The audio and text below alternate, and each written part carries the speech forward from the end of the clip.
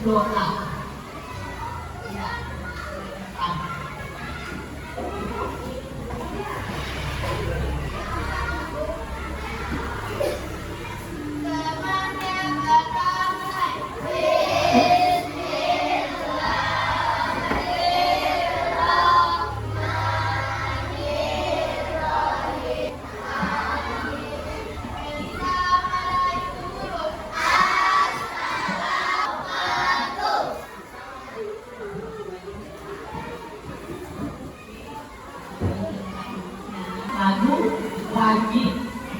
lagu wajib kita cinta ya.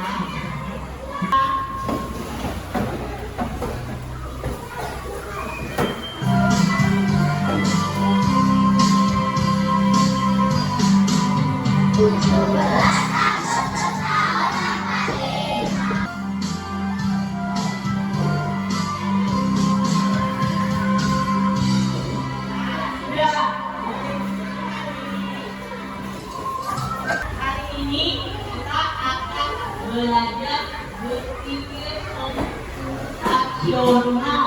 Nah, ada yang pernah main HP? Oh, ada yang pernah lihat robot? Yang kalian lihat itu adalah salah satu yang dibuat oleh manusia untuk berpikir komputasional. Tahu besok kalian sudah besar bisa menciptakan. Buat pembelajaran hari ini adalah untuk memahami dan menjelaskan konsep dasar dari pemrograman. Kedua, mengenali dan menyebut fungsi dasar dari bahasa pemrograman.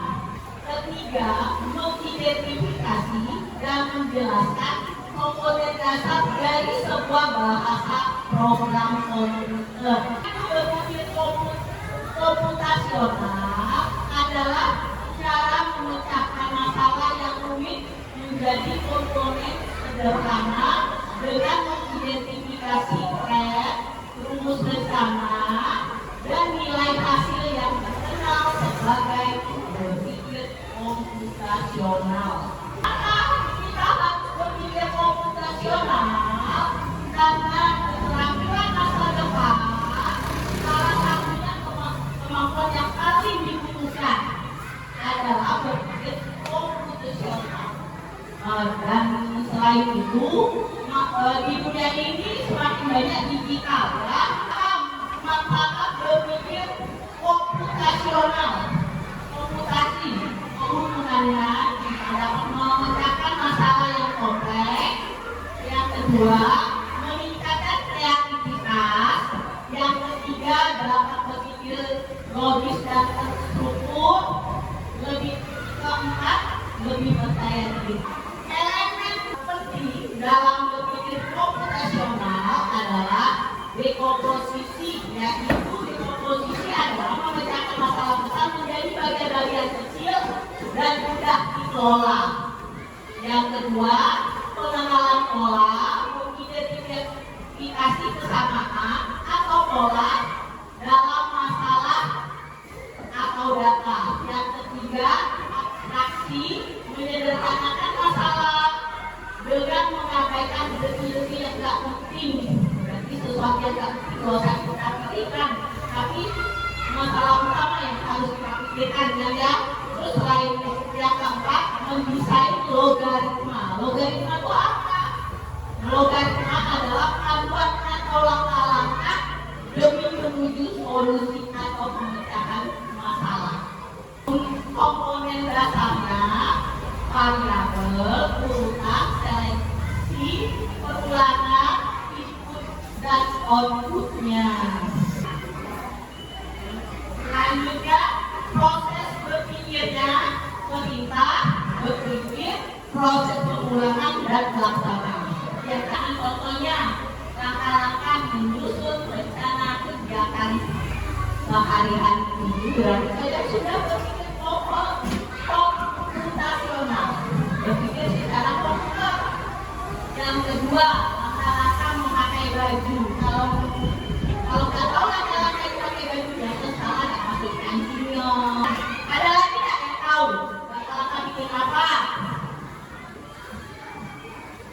Ayo. Apa? Hah? Mau aja nggak apa-apa. Cara bikin apa? Nggak apa-apa. Ayo. Ya, cara benar. Harus tahu cara melipat baju. Nggak bisa salah. Saya itu apa lagi? Cara apa lagi?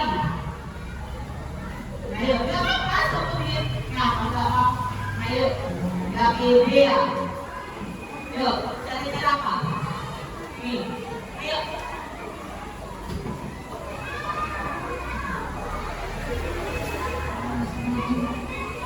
Ya, menggosok baju ya, salah satu cara menggosok baju. Selain itu ada lagi, kelompok sini belum. Yuk, cara apa?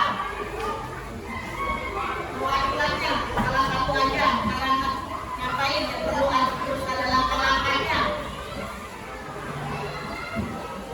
Ayo, apa? Iya, cara memasak nasi. Benar. Kelompok sini, apa lagi? Cara apa? Apa? Kok kamu? Gak boleh kamu. Kita dalam belajar supaya kita harus dari cara bikin apa? Ayo, cara bikin apa?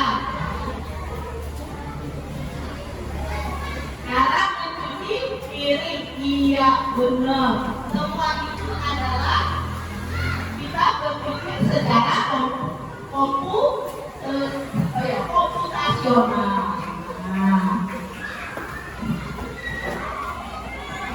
Nah, supaya lebih jelas lagi, nonton ini ya.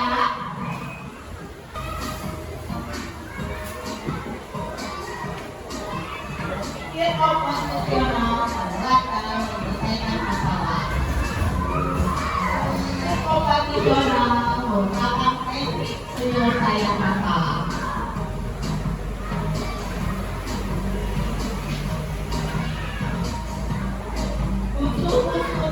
Berpikir komputasional adalah dekomposisi, pengelolaan pola, abstraksi, dan logaritma. Ketua kalian melihat, aku adalah sebuah komputer. Berbeda dengan benda-benda pada umumnya, aku dapat berpikir dan menyelesaikan sebuah masalah seperti manusia. Namun, aku punya caraku sendiri untuk melakukannya. Cara ini disebut sebagai pola pikir komputasi. Hari ini, aku akan mengajarkannya kepada kalian tentang konsep ini. Apakah kalian tertarik untuk memahaminya? Pastinya dong. Pola pikir komputasi adalah sebuah keterampilan berpikir untuk menyelesaikan suatu masalah dengan cara sebuah komputer untuk membuatnya bekerja. Terdapat 4 keterampilan utama di dalam pola pikir ini. Pertama, dekomposisi. Dekomposisi adalah keterampilan untuk bisa memecah masalah menjadi komponen-komponen yang lebih kecil agar bisa diselesaikan dengan lebih mudah. Kedua, reduksi pola. Sebuah keterampilan melihat kesamaan atau perbedaan di antara beberapa hal. Ketiga, abstraksi. Abstraksi merupakan keterampilan untuk dapat menyederhanakan sebuah masalah dengan menghiraukan komponen detail dan fokus hanya pada bagian utamanya. Dan terakhir, keempat, algoritma. Sebuah kemampuan merancang dan memahami sebuah instruksi yang berupa langkah-langkah untuk menyelesaikan sebuah masalah. 1. Dekomposisi. Keterampilan mendekomposisi sering kita gunakan pada saat kita ingin menyelesaikan sebuah permasalahan yang besar. Misalkan tugas kelompok. Tugas kelompok secara sengaja diberikan oleh guru untuk tidak dapat diselesaikan secara individu dalam waktu yang singkat, sehingga kita diarahkan untuk bisa memecah tugas tersebut atau masalah yang diberikan menjadi tugas-tugas yang lebih kecil agar bisa kita bagi kepada anggota kelompok yang lain. Selain berkelompok, keterampilan mendekomposisi juga dapat dilakukan sendiri. Misalkan pada saat kita ingin mengerjakan tugas liburan yang cukup banyak untuk mengerjakan 100 soal, kita dapat membaginya untuk hanya mengerjakan 20 soal saja setiap hari, sehingga dalam waktu 5 hari kita dapat menyelesaikannya. 2. Rekognisi pola. Merekognisi pola juga sering digunakan di sekolah, khususnya pada mata pelajaran yang membutuhkan penggunaan rumus atau formula. Misalkan pada pelajaran matematika, geometri. Kita perlu memahami pola bangun datar dari ciri-cirinya sehingga kita dapat menggunakan rumus yang tepat untuk menyelesaikan soal yang diberikan. Keterampilan ini membantu kita untuk bisa hanya menggunakan satu solusi untuk beberapa permasalahan yang sekolah atau sama. Misalkan, untuk memperluas dari banyaknya bangun datar berikut ini. Ternyata kita tidak perlu menggunakan 12 rumus yang berbeda. Kita hanya perlu menggunakan 3 rumus karena polanya untuk setiap bangun datar adalah sama. 3. Abstraksi. Abstraksi adalah kemampuan untuk melihat sebuah gambaran besar atau inti dari suatu hal. Misalkan dalam hal pelajaran, kita tidak perlu untuk terlebih dahulu menghafalkan dan memahami setiap detail seperti rancangan belajar yang dirancang guru, tujuan pembelajaran setiap bab, atau keterangan tambahan di setiap topik, dan lain sebagainya. Namun pada dasarnya kita pertama-tama hanya perlu memahami apa nama pelajaran yang akan disampaikan dan kapan materi itu disampaikan.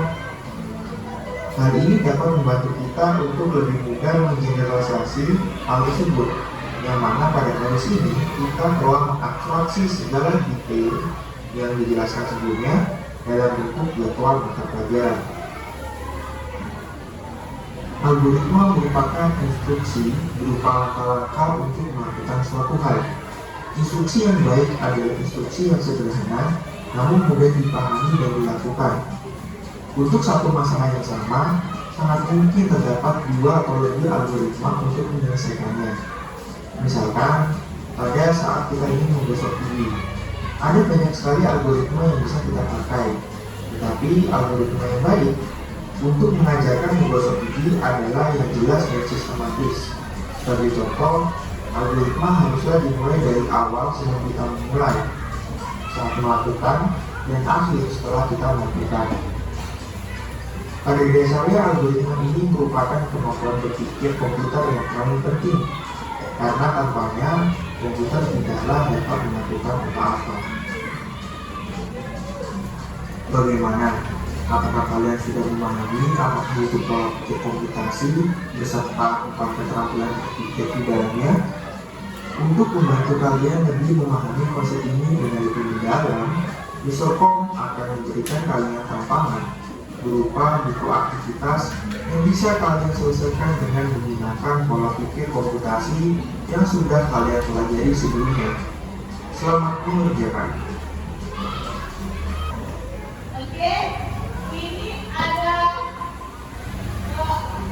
4 kelompok. Ini ceritanya, di sini ada berbagai macam masalah. Masalah itu bisa diselesaikan dengan mudah kalau kita sudah mengelompokkannya dalam beberapa kelompok yang untuk menyelesaikannya. Ini tugas kelompoknya, baik terima kasih ya.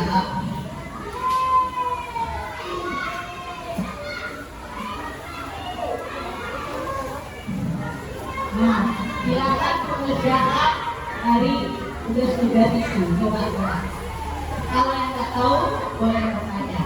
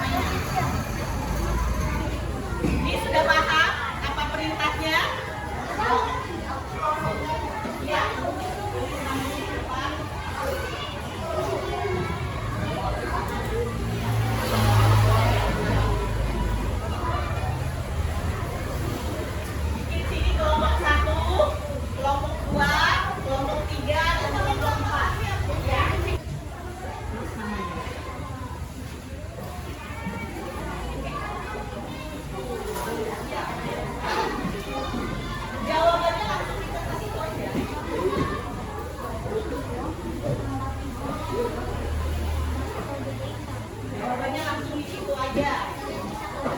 Jawabannya.